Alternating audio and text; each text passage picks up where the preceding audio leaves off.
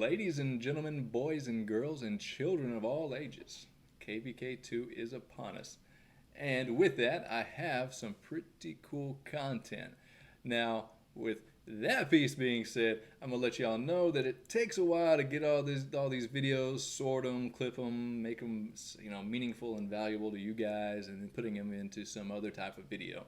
That's pretty time consuming, and with that, I have those videos. Just give me a little bit of time, all right? That video is coming soon. And so with that, what I really wanted to do today is touch base on where we're at in KvK, just kind of how everything's played out so far and what to expect, and give some recognition to those that I think did exceptionally well over these last couple days. And so without any further ado, let's get to it. When we're looking at where we are for KvK2, one thing, my kingdom's at the very bottom middle of the map, and I say that to give you guys some perspective. So on our left side, we didn't really have much going on because they're allies.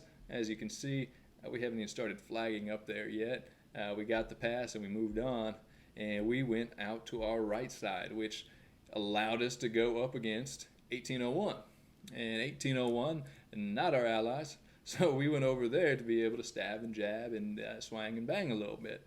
And in addition with that, 1824, who's north of us, came out to help as well. And those guys are pretty awesome. All right, I think that they deserve some recognition for what they've done, and I'll tell you guys a little bit about that here in a moment.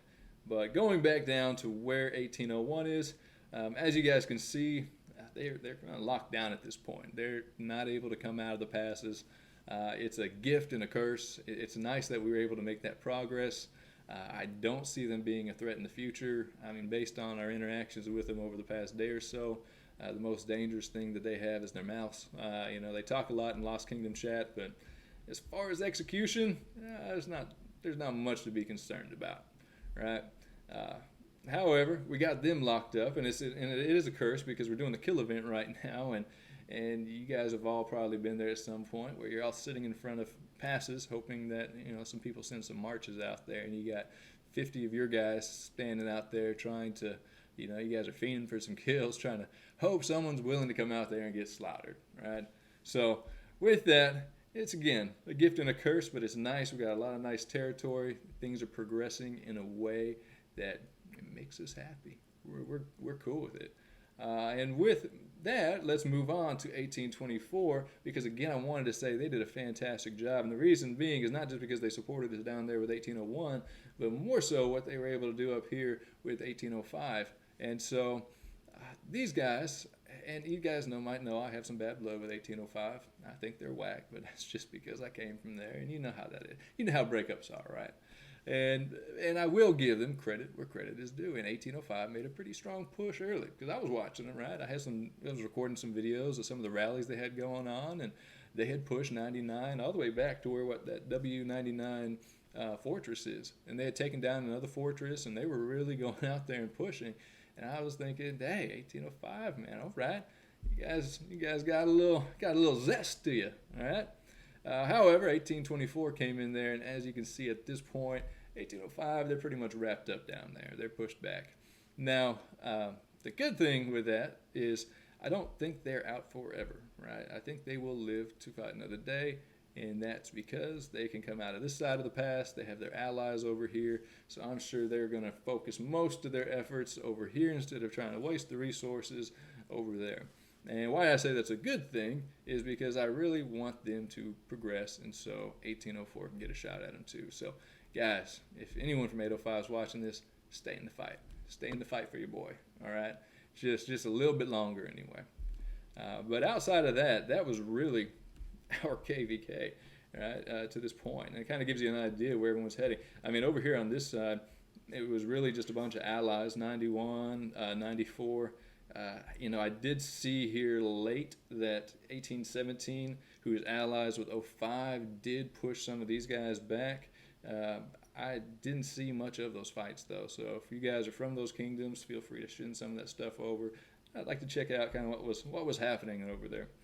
But outside of that, really what I wanted to talk about on this particular video was I wanted to give some praise to some of the alliances within 1804, right?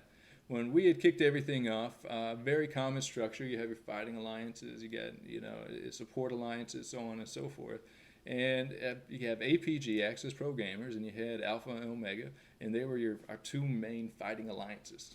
Most of the T5 players, most of the ones with high numbers of kills and higher deaths, people who have proven in the past that they can thrive in this type of environment. And I've been in other kingdoms in the past, like 1805, for example, where you have a few fighters, and then the rest of the kingdom kind of rolls behind it, and then they just kind of they reap the benefits of those who fight. However, it puts everybody in a compromising position because that's a lot of dead weight. Well, not 1804. Like, kudos to some of these guys, to PHX, to, man, we got, what is it, UNO4, we got RVO4, RXO4, MNO4, all these small alliances. Like, they all came out to play. And I'm not just saying that either. Like, anytime I was in the open field, there was just marches and marches of these guys coming out of nowhere. Players that, unfortunately, I hadn't even heard of before, but they're out there stabbing and jabbing with everybody else. We had went over to build some alliance fortresses to push around, to lock down certain gates, like RXO4, for example, that you see here. And all of their members that were in that alliance, they were so eager to reinforce that thing. They had their troops out around there trying to fend people off. And I just really hadn't seen that level of engagement on a kingdom scale before. So with that, for anyone from 1804 that watches that, you guys rock. You guys are what makes this kingdom great. We appreciate you. I appreciate you more than you likely know. But thank you guys so much. That was absolutely awesome.